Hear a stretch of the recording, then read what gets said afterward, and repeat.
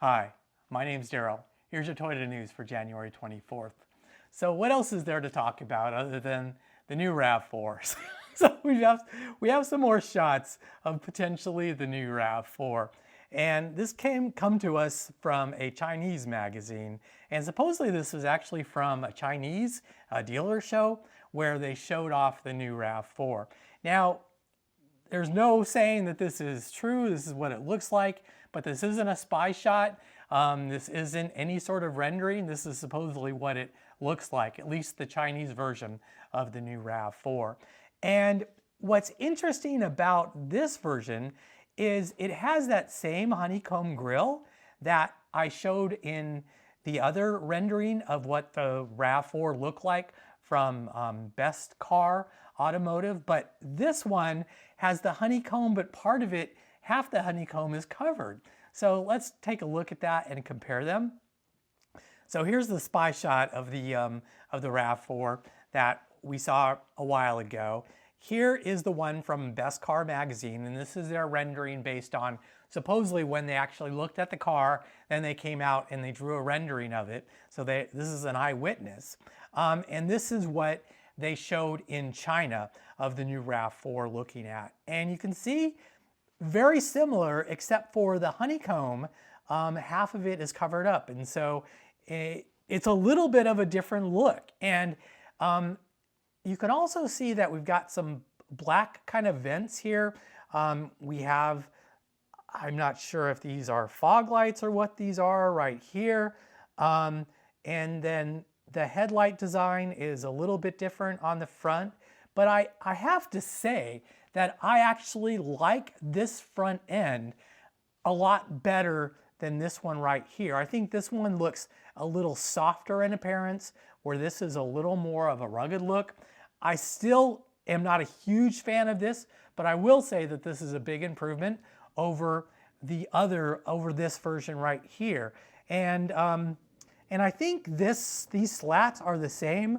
I just don't think the photo was done very well, and so I don't think it was quite clear, so the photo resolution wasn't as high as this one was right here. But I've got to say that I kind of like the look of this. You can see that there's kind of like a two-part portion of the grille right here where it's kind of upward and then it's slanted backwards, as opposed to this one looks more like it's more sloped. So let's look at this leaked story right here on what the entire car kind of looks like. And I will say that that front end looks much boxier than the other version of the RAV4, but overall I think it looks pretty attractive. So I did report, and this was this is Kirk Kriffels basically reporting on the Best Car magazine article and about the changes to the RAV4. Everybody expects that the new RAV4 is going to be introduced probably in a couple of months, and it's going to be a 2026. But folks are saying that it's going to be released prior to 2026, so probably late fall of 2025 is when the new RAV4 is likely to be here.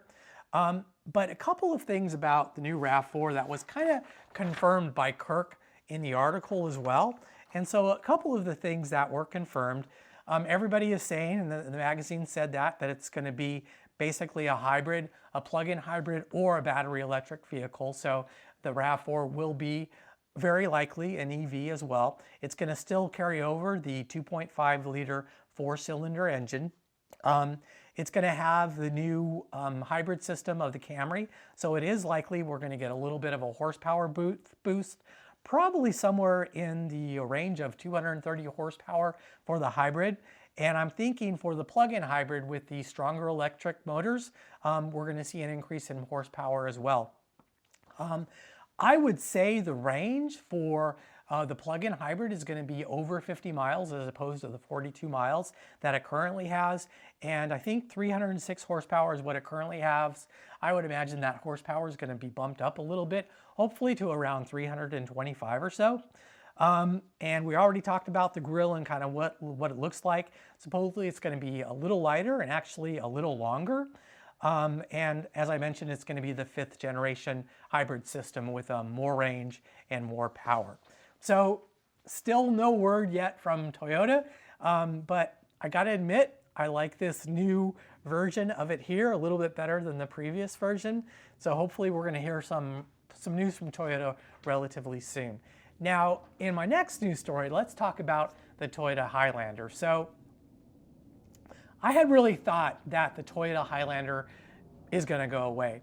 Toyota has a lot of SUVs. They've got the Highlander and they've got also the Grand Highlander, which are very similar. The Highlander is 2 rows, the Grand Highlander is 3 rows.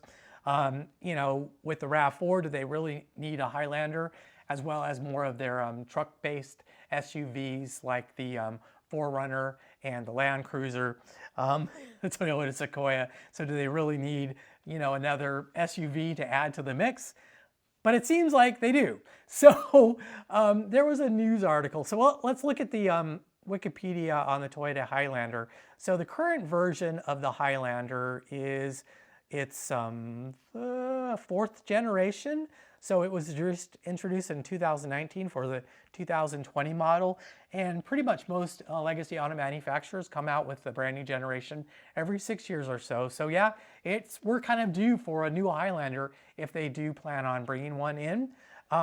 And there was this new news article from Automotive News, and the really article was about the dealer council saying maintaining inventory for Toyota is a challenge. And he really talked about some of the issues that they're having with the inventory of certain products, as well as, you know, the upcoming mandates, or not the mandates, but the requirements to meet certain emission goals, the CAFE standards, which might be changed under the new administration. Nevertheless, you know, they still have standards that they have to meet, especially in states that follow the CAFE standards for California, like Oregon and Washington on the West Coast and some of the East Coast states. So he is from Oregon, and he said that, you know, they're going to have some issues with electrification. I think they say something in the range of 35% of all vehicles sold in 2026 are supposed to be electrified, and only 35% of those 35% can be plug-in hybrids. Nevertheless, he did provide some very interesting news in this article. So let me get a screenshot of the quote here. So he's saying we have to get to 35% of EVs in 2026. You know, and they were asking him what the ratio is now. And he says, a year from now, we're going to have a new BZ that's beyond zero. That's, I think, really referring to the new RAV4 EV. And that's all we're going to have that's pure electric. Then he goes on to say we'll have the plugins that we currently have right now. So, you know, the RAV4 plug-in hybrid, the Prius plug-in hybrid, and the new Highlander, but that's it. So what does that mean? Does that mean the new Highlander is going to be a battery electric vehicle? So I saw a YouTube video from Kirk Criffles that talked about the new 2027 Highlander. I think it's going to be probably more like 2026. And he was speculating that was going to be a battery electric vehicle only. I think Toyota really is going to have a multi-energy platform approach, being able to put, you know, an internal combustion engine and make it hybridized, make it a plug-in hybrid, also making it a pure AV. I think that's going to be their strategies going forward. Perhaps they're going to make EV only model for some of the states that are going to, you know, really clamor for that. But the fact that they're talking about it being a plug-in hybrid in 2026, yeah, that's super exciting news. So like I said, you know, I had really thought the Highlander was going away. You know, I think there are some families that really need those 3 rows for their SUV, but I just want a bigger SUV that has 2 rows, that has a little more towing capacity, has a little more cargo capacity, a little more room, but that's also a plug-in hybrid similar, you know, currently, you know, my RAV4 Prime. And so, yeah, super exciting news that perhaps we're going to get a new Highlander sooner rather than later, and maybe it's going to be a plug-in hybrid. So yeah, I'm not sure what your take with that quote is. If you think it's going to be a plug-in hybrid or maybe it's going to be a pure electric, let me know what you think. This is Daryl with your Toyota News, and I hope to see you in the next one again very soon.